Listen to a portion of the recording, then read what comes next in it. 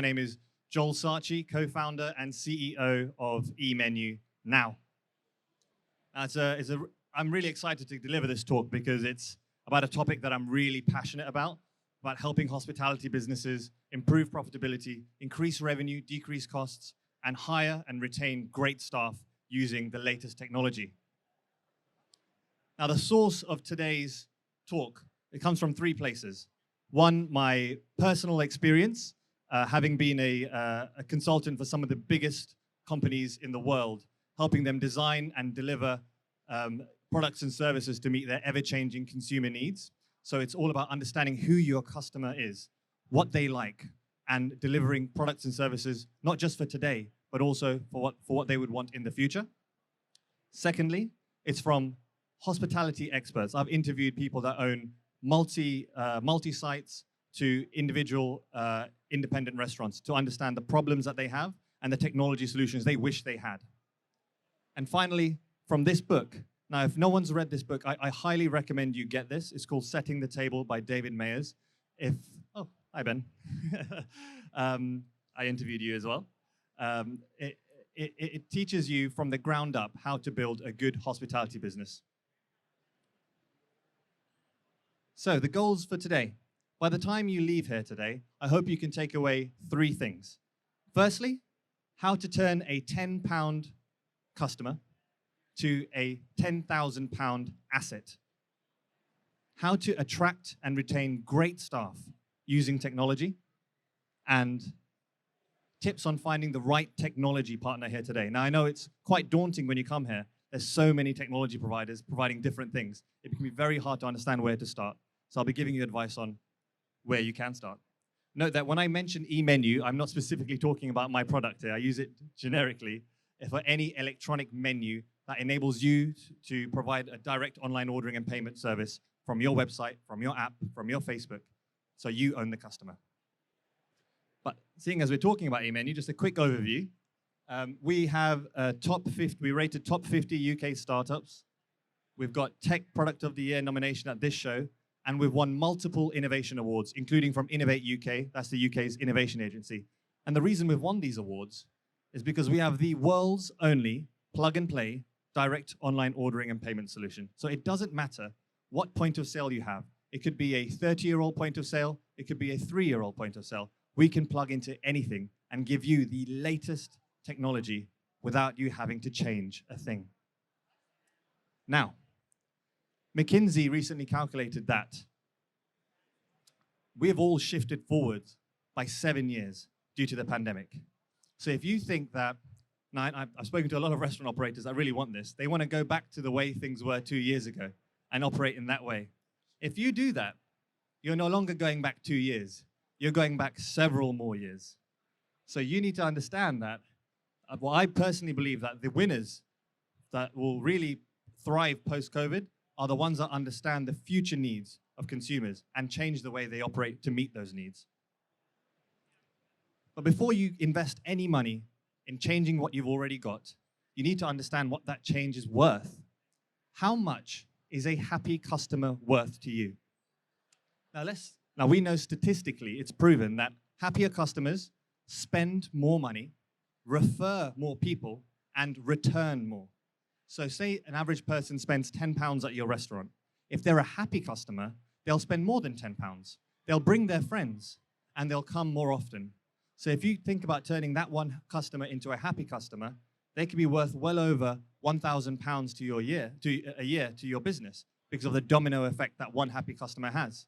And then if you think about them over the course of their lifetime, they're definitely worth over £10,000. So if you think about it that way, take a step back and think strategically. Investing in happy customers today could mean a lot more than just £10. So what does it take to turn a £10 customer into a £10,000 asset? In my old job as a strategy consultant, what we'd do is we'd look at other industries that are way ahead of us, light years ahead of us, and try and learn from their mistakes. A good one is to look at retail. Retail are way ahead of hospitality. Now, I love Toys R Us. I used to go there as a kid. Anyone went to Toys R Us before? Half of you, 3/4 of you. Yes, absolutely love Toys R Us. I used to go there as a kid because I used to love train sets. Now, Toys R Us was known as the world's biggest toy store. Started in 1948, but unfortunately, they died in 2019. 3,000 job losses in the UK. Now, what can we learn from their mistakes? Toys R Us was definitely, they thought about the future. They knew customers wanted to order online. So they thought, okay, let's make a really nice website. So they had a really beautiful website that was basically a catalog of all of their toys. Now, this was the problem. When you went and you clicked on a toy, they didn't sell to you direct. They redirected you to Amazon.com. They had an exclusive partnership for 10 years with Amazon.com. What that meant was, it was great in the short term, because it meant anyone that went on Amazon.com to find books would end up finding Toys R Us toys, and they'd buy Toys R Us toys. So in the short term, they were getting loads more sales. But over the course of year after year after year, Toys R Us realized something. No one's coming on our website anymore. No one is, where are all our loyal customers? The thing is, if you're selling through Amazon.com, why on earth would you go to Toys R Us? You can just go to Toys R Us and find the toys you want. So that's what happened. They stopped getting people coming to ToysRUs.com, and everyone went to Amazon.com. And surely, once you're on Amazon.com, you can get sold anything else. You don't have to buy a Toys R Us toy, you can buy a different toy. So what can we learn about this? Amazon owns your customer in retail. Now, in hospitality, have a think about what logos are going to go here.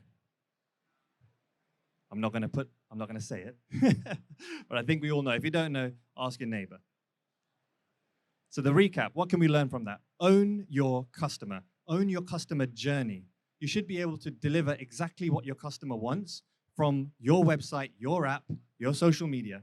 And the most common pushback I get is, Joel, I don't have delivery drivers. Well, guess what? You don't need them. Companies like EMenu can connect you with local delivery drivers for a lower price than you're paying right now. So you can ensure that you are supplying your customers exactly what they want from your channel and own your customer data.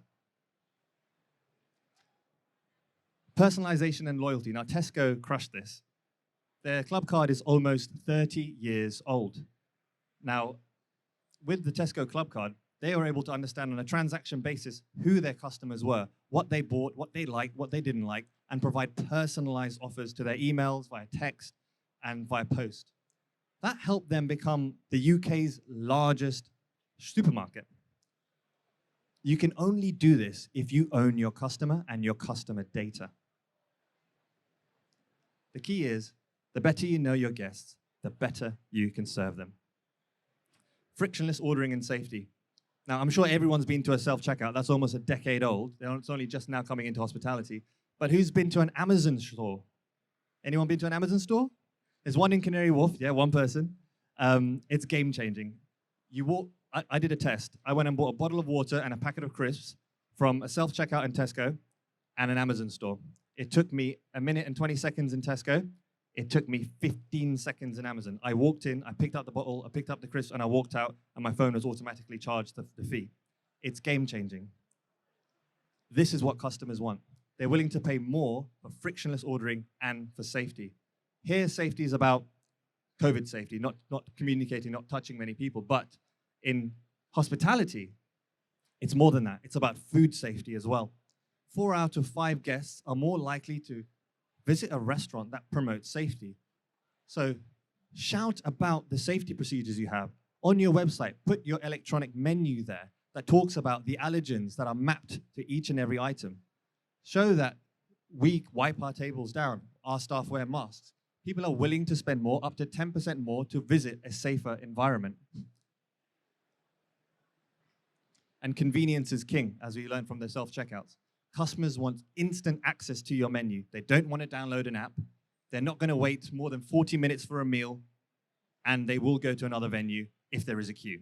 So the key point here is use technology to your advantage. Make it work for you so you can get those orders through as fast as possible. Disney store. I absolutely love the Disney store. There's a toy theme here. Immersive experiences is extremely important now.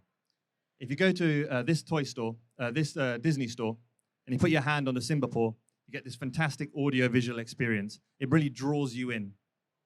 Why is this important to hospitality? You really need to work harder to get your customers out. You need that wow factor now, because you're no longer competing with the restaurant next to you. If you have a good location or good food, that's not enough anymore. You're competing with the idea of sitting at home on a sofa with surround sound TV, watching Squid Game with your family and getting Michelin star restaurant food delivered to your plate on your lap. I mean, that's capable. You can get that right now with companies like EMenu delivering direct through these really nice restaurants. So if you're going to get them out of that environment, you can't just be giving food. You need to give them more of an experience, and let that experience start really early with an immersive electronic menu. And we'll talk about that later. We can learn from Primark, as one of our customers. Go to your customers, make it easy for them to buy from you.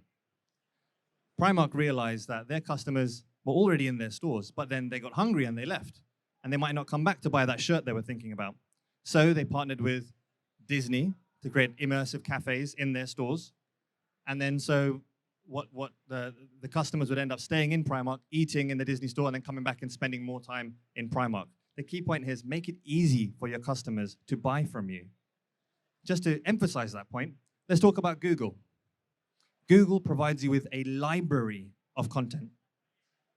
So if you type in vegan pizza on Google, you'll get 500 million, I believe, hits. And that's a headache to sift through. Let's compare that to YouTube. If you go on YouTube straight after that, you're already getting pictures of vegan pizza. It already knows what you've searched for. It knows who you are. You haven't typed in a single thing. You're making it easy for your customer to get what they want, is what I'm trying to say here. Now let's bring that to hospitality. A physical menu is just like the Google example I gave you. It's a library of content that you have to sift through and figure out what you can and can't eat. An electronic menu is different. It's personalized. It knows who you are. It knows that you're allergic to gluten and you're a vegan, so it's not going to show you a picture of a steak. Imagine you're a vegan, you go into a restaurant, you scan a QR code, the first thing you see is something that's vegan. You're going to automatically like that brand. So it knows who you are. It's giving you personalized recommendations. It's letting you have that frictionless ordering and that safety element. And it's giving you that immersive experience. Now, the immersive experience starts with EMenu because you can provide things like a video. You can tell them, this is our chef. This is how they make their food. This is where our ingredients come from. And people can go in a rabbit hole, like on YouTube, of content about your brand. And they can fall in love with your brand before they've even visited your restaurant. Now, a few key points to make more revenue. You can benchmark with an EMenu. What we do is our restaurants put the most expensive, sexy-looking cocktail as the first thing people see. And then everyone thinks, oh, wow, that's a 23-pound margarita. And the next thing down is 14 pounds. That's automatically value for money. And you can do that instantly to see how that actually changes what people buy, what's the consumer behavior. You can't do that with a physical menu. You can do that multiple times a day and see the change in your revenue. Secondly, people look at an electronic menu 3 times more than they look at a physical menu. So you have 3 times more chances to sell and to get them to love your brand. Now, how to attract and retain great staff. Now, David Mayers in his book says, having an average team is a terrible scenario. Because what it means is, you've lost your best staff to your competitors. You've fired your worst staff, and you're left with the mediocre that aren't loyal and aren't going to bring you happy customers. So how do you stop this? How do you attract and retain great staff? The key is providing a better work-life balance. Now, how do you do that? We all know that with an electronic menu, you don't need as many front-of-house staff. You can cut that down. But what we tell our restaurants to do is, don't just take all of that savings, redistribute some of those savings to your existing staff so that they can get an increased salary per hour. You don't need them to be working as many unsociable hours anymore. You can reduce that because EMenu's covered you in case you get loads of new guys coming in that aren't booked. EMenu can take the ordering and payments. You can run smoothly. So with an EMenu solution, you can increase salary, decrease unsociable hours, and provide a better work-life balance. Now you can advertise for higher salary jobs and get higher quality people coming to your restaurant. Transparent tips. Now, this is a game changer for some of our restaurants. Now, we have one restaurant that we work with, a cafe in central London. They have over 100 seats. They never used to get tips because they had a self-serve model. You go to the front till, you order your croissant on your coffee, and then you sit down. You don't provide a tip. What we've done is we've provided an EMenu QR code on every table. What that means is that they can still go and order through the counter. What we've seen is the most people actually go sit down, relax, and they order more than just a croissant and a coffee. They order a whole entire meal. And now that they feel like they're being served, they're leaving tips. Every time someone orders and pays with an EMenu, we default the tip amount to 10%. People are naturally nice. They don't remove that 10%. 90% of the orders last week, no one actually removed that 10%.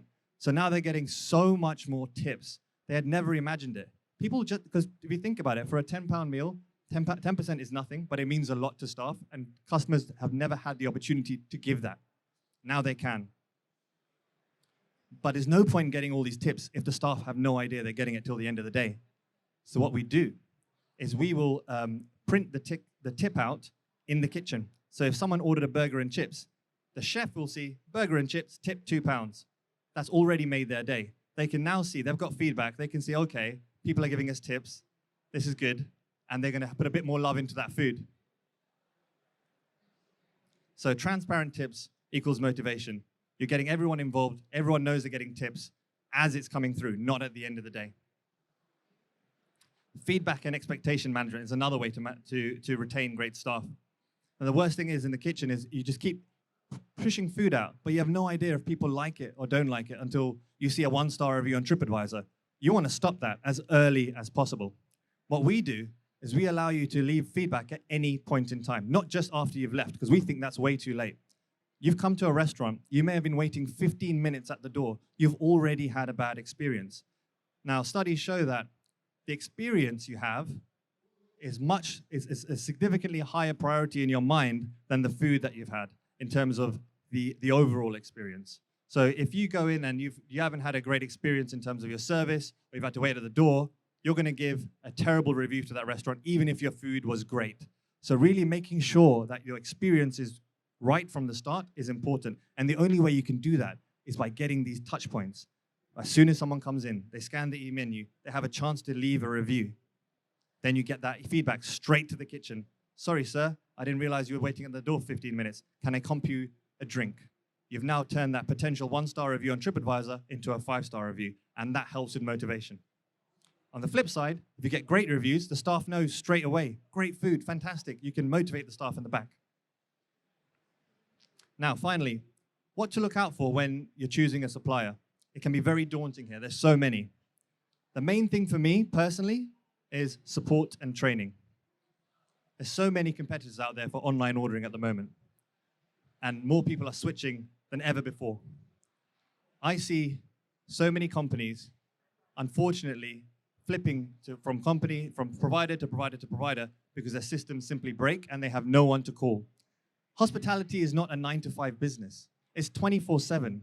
So at 5 o'clock, if someone's unable to order a pint and you're a pub and you're calling a manager and they're saying, sorry, we'll get back to you on Monday, that's not good enough.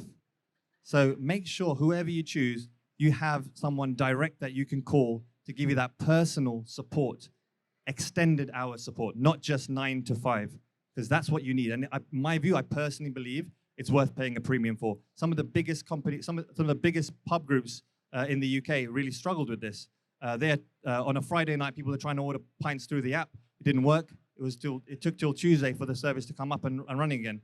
So all 100 sites were unable to take orders and payments. That's not good enough. So make sure you have a great support team and a personal relationship.